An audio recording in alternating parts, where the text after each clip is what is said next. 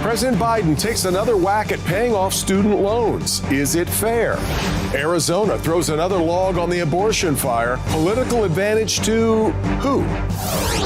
Today is Sunday, April 14th, 2024, and this is Flashpoint. Hi, welcome to Flashpoint, another very busy week of news. We watched Oakland County Judge Cheryl Matthews making a very clear statement sentencing James and Jennifer Crumbley to the maximum for the shooting that their son carried out at Oxford High School. The more than 2 years they've already spent in jail, just a small fraction of the time they are obliged to do now, though appeals are certainly to come. Also last week, a couple of tremors shot through the presidential election. President Biden wanting to stamp out more college debt, no less controversial than the first run at it. Then we watched Arizona's Supreme Court turn the clocks back in that state to an abortion law from 1864 that is a near total ban on the procedure. And then, how about one more hot development for the campaigns? On Thursday, we learned inflation is hanging on quite stubbornly, with prices ticking up a surprising 3.5% in March from a year ago. Hard to imagine interest rates dropping anytime soon. In fact, Wall Street responded with a 422-point hit. All of it thrown into the hot election skillet, and perfect for our Sunday morning brunch right here on Flashpoint.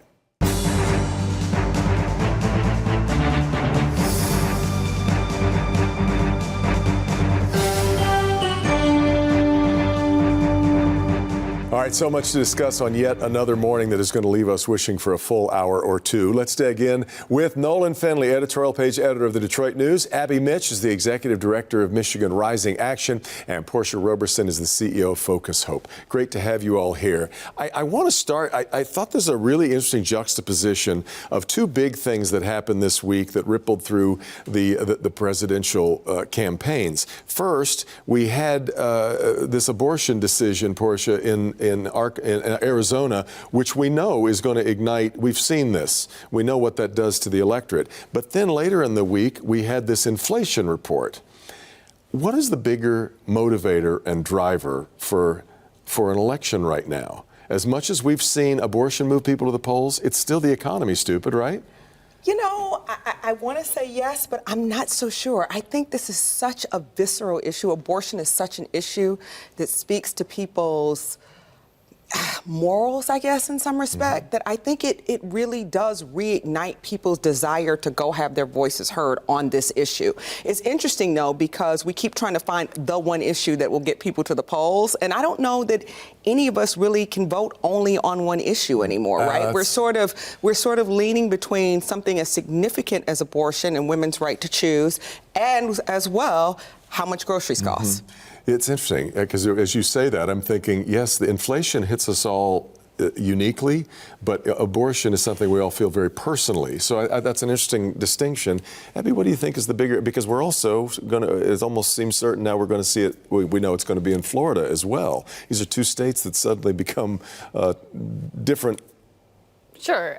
Different election possibilities. Democrats have a tremendous enthusiasm problem with Joe Biden. I mean, they need this issue to come back to the surface in order to get those disaffected. Although interesting, before the inflation thing came out last week, there were a couple of metrics that showed he's now leading in more polls than he's trailing in. I don't know. It's April. I'm not getting excited about polls. And be that as it may, I mean, there are, news stories this thick if you printed them out, because we're now in the 20th century, I guess. But if you printed them out, of people saying that they're just not that excited about Joe Biden. And that is a huge issue this deep into 2024. And I know it's only April, but in election terms, we are way too close to November for voters to be this unhappy about Joe Biden. Well, not just Joe Biden. We keep seeing the polls again and again. We've talked about it so often that nobody wants the election that they're being presented with here. No, which of those, though, do you think is the bigger effector? I suppose you would argue that if inflation affects every state, but we know that this election comes down to just a few states. Well, until these latest developments, abortion wasn't polling at the top of the list. The economy was, inflation, that economic hardship that people have endured that don't show up in the statistics, things like having to go into their 401ks and rack up their credit cards. People are feeling that. I don't think this is an issues election, though. I think this is a personality election. I think far more people are going to the polls to either vote for one of these two characters or against one of them. And, we know abortion's been a powerful mover for Democrats, but, I think the abortion voters are already, made their mind up about Donald Trump. So I think they were with Biden anyway. Obviously, the Arizona ruling doesn't help. The stuff in Florida doesn't help. You noticed Trump moderating his position considerably. I mean, that was a major shift. I'm not sure really what he believes on abortion right now. Well, he pretty well spelled it out, and that's what Americans are hearing. And so I think he recognizes the potency of this issue. You and I are journalists. Is there a way is there a way for us to create this, to make this election more about issues, or is that what we should be doing? Is it okay that people are turning this into, it's often a battle of personalities. I don't know if it's up to us to create the political environment. I mean, people know. Don't we have a lot to do with it? I mean, I think we cover these issues and we cover the campaign. But again, you cannot dismiss the power of these personalities in motivating voters. I mean, people aren't saying, oh gosh, all I care about is abortion, or all I care about it's inflation, and it doesn't matter who's carrying my message. They're looking at these two candidates who they feel very personally about and have very, very strong opinions about. And I think, the positions, the issues themselves are secondary to that, those personal feelings. Well, and back to your point, Abby, Donald Trump's people are not very wobbly about him. They're very, very committed in a way that maybe, I guess, you're not seeing. I guess I would argue that the personalities are as set in stone as the abortion battle lines are drawn, as people have already decided on those two issues. I think what we're looking at is an election cycle where everybody is going to be scrambling for that magic issue to get that extra little bump of voters to the polls, which is, I think, why you see so many national Democrat strategists practically foaming at the mouth that the abortion issue has risen to the surface again with Arizona, with Florida. Now, the question is, seeing as we're here in Michigan, this is pretty settled. The Democrat legislature has been incredibly active on fulfilling Prop 2 in every way they can think of, in every way imaginable. So I don't know. If I was a Democrat running for office right now, I'd be very worried about what's my issue going to be to turn out those voters for me. Maybe now arguing over parental consent is the newest argument in Michigan, I suppose. But this idea about it, Portia, every time people talk about undecided voters, I'm thinking, I want to meet those people. I'm not sure they really exist, given exactly the way Abby just described it. Especially in the last couple of election cycles, I don't know that there's this big, vast group of undecided voters who come to the polls and who really don't know, and they wait for the endorsements, and then they go, "That's the guy that I was going to pick," because I haven't heard anything about any of them up until now. So, but I think going back to abortion for a moment with Donald Trump, the interesting thing is the party has this one line on abortion and where they want Republicans to be. You see Mike Pence, who says he wasn't going to vote for Trump before, and he's really upset that Trump has not asked for a national ban. How do you continue to pull sort of the Christian base that Donald Trump appeals to for whatever reasons, because I've never quite understood how he's sort of looked at as their savior in that part of the party, but he keeps flip-flopping on this major issue even for them. And so some of those folks that I think have been in his camp, so to speak, and who have not only served as his vice president, but also who have voted for him, who have pushed this Make America Great Again, how do we make sure that, or how does he make sure, I guess, that those people still stick with him in light of the fact that he's not doing what the Republican Party stands on as it relates to abortion? But he understands those aren't enough people in those loyal Trump supporters. There's not enough of them to give him the presidency. He's got to broaden his base, and I think that's what he's trying to do.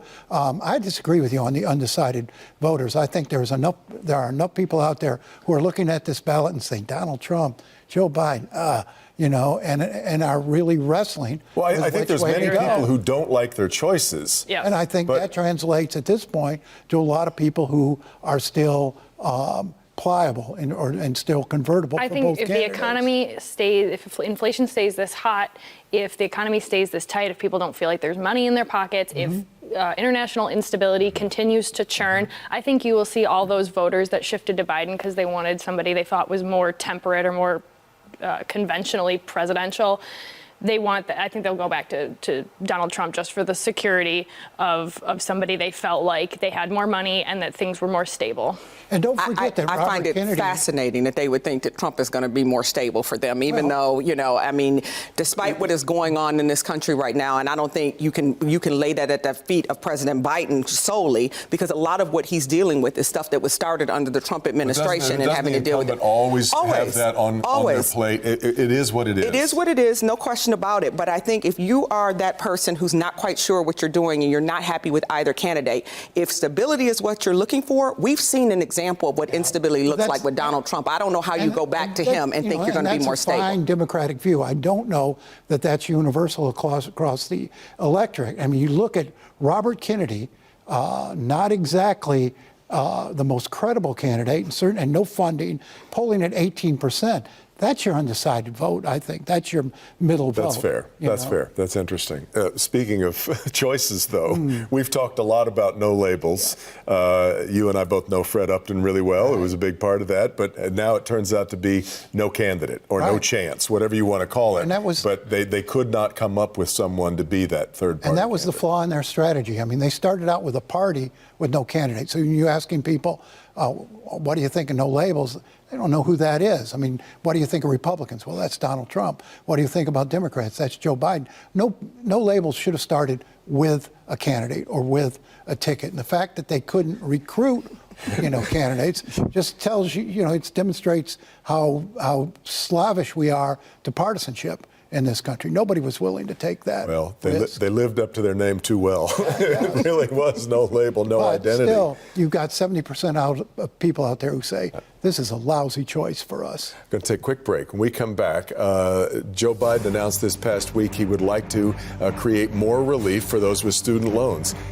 I know we've all discussed this a lot. I've gotten a ton of emails this week. Is it fair? This is Flashpoint on Local 4.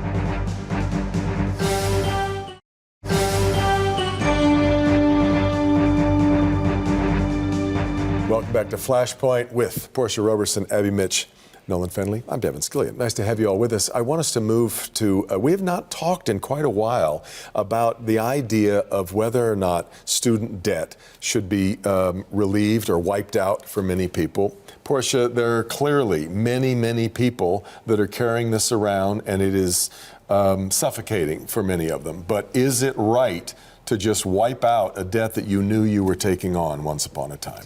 Well, I think there are a couple issues to be considered. In some instances, people went to schools that are now uncredentialed, that they had to take out loans to go to, thinking that this was going to build a career for them and move them to the middle class. And the schools did not offer what they were expecting to get, and they have not been able to move out of or use their education to move out from one class, I guess, to the next, right? So I do think in those instances, there should be some relief. In addition to that, you think about the way in which, and we talk about fairness, right? So many things in this country have not been exactly fair for people in terms of some of the advantages one group of folks have had over another group of folks. It may not be that they've asked for that, but there's some privileges that come there, right? And so when you talk about giving people relief so they can build generational wealth, so they can buy a home, so they can then send their kids to a real college where they can get the kind of education that will allow them to build a career, I absolutely think it's fair to give people some relief. And it's not as if he just takes a pen and writes off everybody's student loans. There's some requirements around when, in fact, someone can get some relief. But let me just be very honest. I have had law school loans since I graduated in 1993, and I've had a job since 1993, right? I've been very fortunate. My parents were able to pay for me to go to undergrad, but grad school to them was a choice. And so I had to take out loans to do it. It is burdensome to have $500, $600, $700, $800 taken out of whatever you're making every month in order to pay back. Now, did I want to do it because I wanted to be an attorney? Of course I did. But do I think that there's an opportunity to give some relief to others because they have different circumstances than I do? Absolutely. They should get those advantages. You've been paying on this loan for 30 years. Yeah. 30 years. Okay. Abby, your thoughts? I mean, I think Portia got kind of to the heart of the problem here, which is that people don't have enough money in their bank account. And people want more of it in their bank account, and that to me is not a more government handouts can I get type of solution. That's how do we build an economy where people make enough to keep up with the cost of things they need to succeed? That to me is the heart of the problem, and another broad-based handout to cover for a president who is frankly failing on every economic benchmark we can think of. That's a non-solution to me. Well, not every economic. I mean, we've had tremendous job growth. For instance, the jobs report that came out last week was stronger than people thought it was going to be. I mean, not every metric, but I take your point. As we try to build an economy, we're kind of people like me and Nolan report often on you need a college education to get ahead, and yet we've put it out of reach for many people. Do you? Right? I got out of college. That's a great question. I got out of college and made $26,000 as a secretary with my 4-year bachelor's degree. Someone who is an apprentice operating a bulldozer makes $85,000 at age 19. I think we've massively gotten out of alignment, prepping children for what a successful future in America looks like and how to get there. Jamming every student through the college pipeline, we've talked about a lot, doesn't work. And furthermore, you have these universities operating multi-million-dollar sports franchises who keep pushing up the cost of education. Yeah. Look, I mean, you can argue right or wrong, but the reality is the Supreme Court said the president doesn't have the authority to do this, and he has repeatedly boasted, I'm bypassing the Supreme Court. I don't know how that aligns with his campaign pitch that he's a defender of democracy. If you're completely dismissing the checks and balances of the government and a third branch of the government as being irrelevant, you can just bypass it for your political purposes. Don't know how you claim to be defending democracy. The other point is, people make choices to go to certain colleges and borrow money to go there. Other people make choices not to do that. Why should those people foot the bill for your choices? I've been paying a mortgage for 30 years. I wouldn't expect someone else to come along and pay my mortgage because it's inconvenient for me to write that check every month. The difference is, Nolan, though, you've been able for the entirety of your life to get a mortgage, to not be redlined in certain neighborhoods, to have some privilege in order to make sure that you could make choices that other folks have not been able to always make. Are you arguing only the people who have been disadvantaged should get their loans forgiven? Because most of this relief is going to middle and upper middle class white people. So let's not pretend this is some, equity issue that we're taking all the people who've been disadvantaged and saying, hey, we know you've gotten the shaft. Say upper class. Do you think there's a whole bunch of upper class people in America carrying college debt? Just look at the numbers of who's taken out the student. And Joe Biden's plan doesn't differentiate between post-grad education and four-year degree. It's not need-based. Well, in fact, and back to your law degree that you're still paying for, Nolan's point about running around the Supreme Court on this. Well, I don't think he's running around. I mean, I think he was stopped before. He had to stop it, and now he's looking at another method in which he may be able to move this forward. If the Supreme Court, which we know there's going to be a court case on it, if they stop him again, he's going to have to stop again. But I think the role of the president is to look for ways in which he can ensure democracy for everybody, not just for a certain group of people. And that's the difference between the person who's running against him and Joe Biden, is that he's looking for democracy for everybody, whereas Trump is looking for it for his rich friends. This is not a needs-based program. He's giving relief to people who can pay, who can't pay. I mean, this is a political ploy. Let me point out something that somebody made the argument to me recently, and I hadn't really thought about it, about the government stepping in and paying for a college education. Back when you and I went to college, the government did pay for part of our education because the universities that we were going to were getting much more money from the government, from the states. That has dried up, and that's why, for me, I didn't have to take out a loan. It wasn't that expensive to go to school back in the day. I'm getting close to talking about like an old man. But right? I mean, we were beneficiaries of government spending on education, even though we didn't fill out a form to get a loan for. And those have been policy choices. I mean, yes, that's right. As a state government, have made certain policy choices. That the people enabled through their elections. I mean, that has You know, whether should the state be paying more to colleges? You know, maybe. Should colleges be checking the rise in their expenditures and their costs and what their priorities are? Because I'll believe that universities need more of our tax dollars when I stop seeing brand new buildings popping up in Ann Arbor, in East Lansing, in Grand Rapids. When we're starting to operate out of, you know, when I start to see universities tighten their belt, I'll get concerned about giving more of my taxes to them. It drives me crazy when you get a letter, somebody bragging about their endowment, even as they're asking you to give more money. And $10 million basketball coaches. Yes, you know, and they're crying poverty. Listen, I understand the concern about what colleges do. All I can say is that, you know, my dad went to Michigan State on the GI Bill. That was something that allowed him to go to college. He went to DCL, and the time he went to what was then Detroit College Law, which is now affiliated with Michigan State, it was $35 a semester for my dad to go to law school, right? We live in a completely different circumstance. We're trying to build a middle class that can be here for the future. And in order to do that, we're going to have to give help to some people who otherwise can't afford to do any of the things that we want them to do. Or reduce the cost. If you have a pathway to reducing the cost, but Donald Trump and the electorate is not going to reduce the cost. Every aid program that comes along, every time there's more student loan programs, there's more aid programs, these colleges raise their tuition. In fact, and nobody has really talked about how we're going to, what are we doing about the debt of the future? Because college isn't getting any cheaper. I agree. It's $100,000 a year now. They announced a few weeks ago that it's going to be $100,000 a year at some universities. It's going to be absolutely impossible for anyone in the middle class to afford a college education. And yet, on both sides, I think we expect that the success of a student is based upon them having a college education. Look, I work for an advocacy group. I lead an advocacy group that we do workforce development and training every day, and we're trying to figure out, you know, you talk about $85,000 as a bulldozer, but how long is that job going to last? Because what we also see in this country right now, hopefully as long as we're building buildings, because like brick and mortar and like building the pyramids, I think. But we thought that there were jobs that were going to last forever, as long as we were building cars. Yeah, you're right. And then the government decided to mandate electric vehicles, and we rolled a whole bunch of people off of the Warren plant. So, you know, I think what we've learned from this conversation is the government should probably stick out of micromanaging the economy. But back to the policy choices that have made education so expensive, do we have to revisit that? We should. If we're going to tell everybody how important a college education is to compete with the Chinese and on and on and on. But there's ways to make college less expensive. We learned during COVID that you don't necessarily need to be on campus to get a Michigan State or a U of M education. And so we took those lessons and threw them out, and we're doing things right back the way we always did. There's a way to make this less expensive so everybody can go to college, not just the people who are willing to take loans and mortgage their future. Why should they have a higher place than the people who aren't willing to do that? Got to get to a break. We did get a really good judge out of that old system.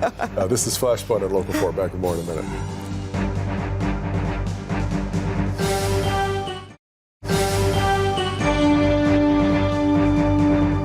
That's it for us this morning, but a quick note about the week ahead. Mayor Duggan giving his State of the City address. That'll be coming up on Wednesday. We'll be covering that, of course, on Local 4. And then next week on Flashpoint, we'll be getting you set for that mass of humanity descending on the city of Detroit for the NFL Draft. Meet the Press coming up next. Have a great week. We'll see you next time right back here for Flashpoint.